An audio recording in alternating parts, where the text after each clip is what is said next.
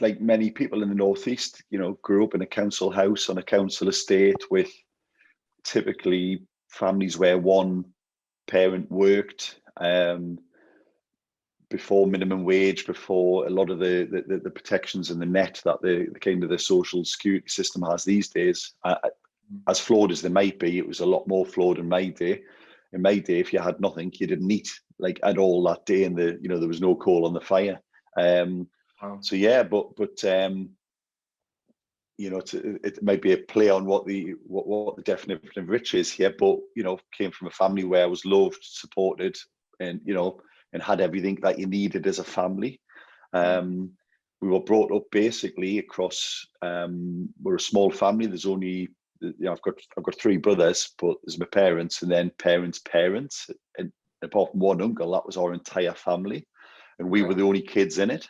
So we were kind of brought up by three households, if that makes sense, which is basically the only way that we've got anything at Christmas and birthdays, like the three households chipped in together and managed to get us some basic stuff a couple of times a year.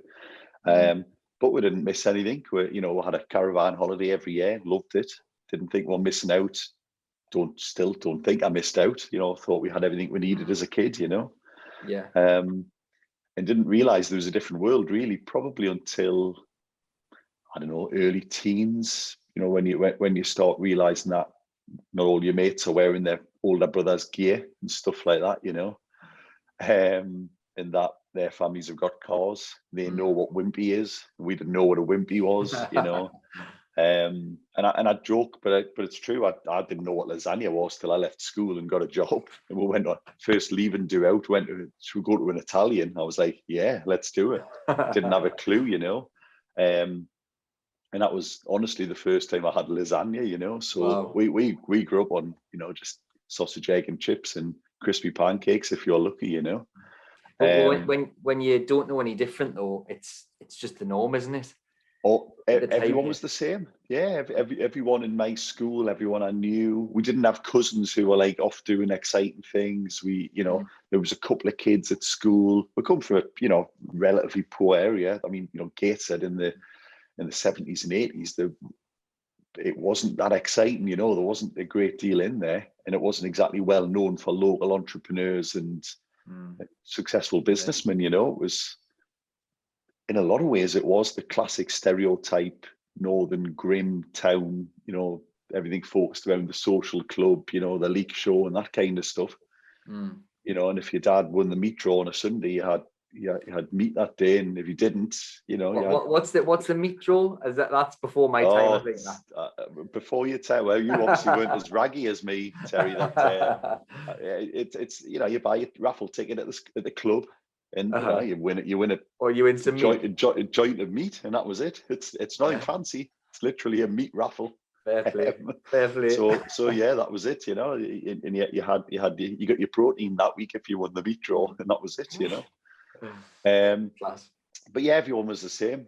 So and I only realised there was a difference when I went to comprehensive school. So kind of 11, 12, 13, you start mixing with kids from different areas. And it was only then that I realised there was a posh estate near the school, as we used to call it, which was just houses that were, less than 60-year-old. That's all the posh estate was. But their parents normally had two jobs, a car, and they went on holiday. And it wasn't, a Crimdon Dean in a caravan. And that's when you started to realise that actually, there is other stuff out there.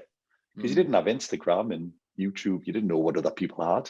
If you didn't see them face to face, you didn't know what people had, True. Okay, so yeah, it's fascinating how many people who've achieved or went on to achieve big things don't have a very fortunate maybe is the wrong word, but they don't have a really affluent upbringing. They've typically had very little or nothing. A lot of the people I've spoken to, a lot of people that I know, it seems to be a common thing, that, doesn't it?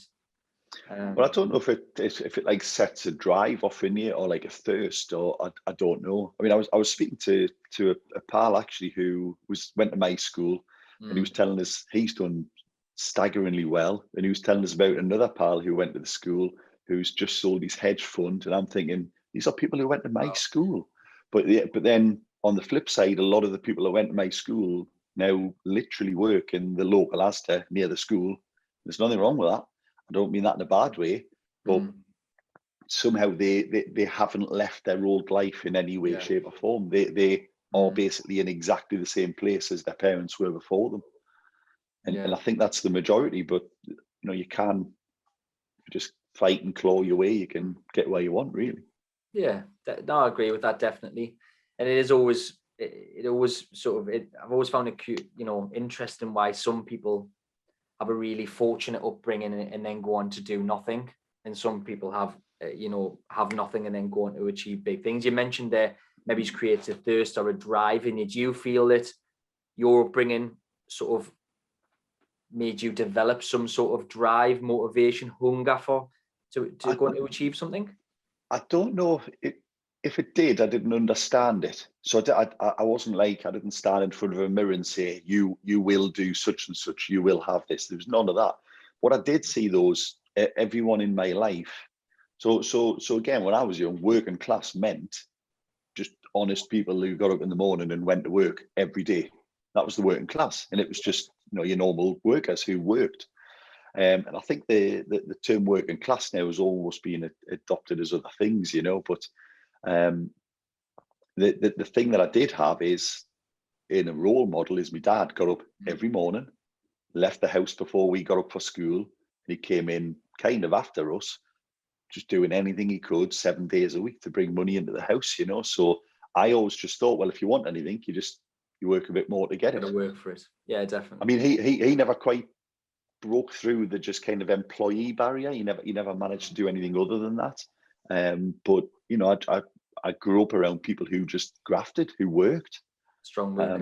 Yeah. And that was it. You just had to work as hard as you could. There was no option, really. Cool. Sounds good. Yeah.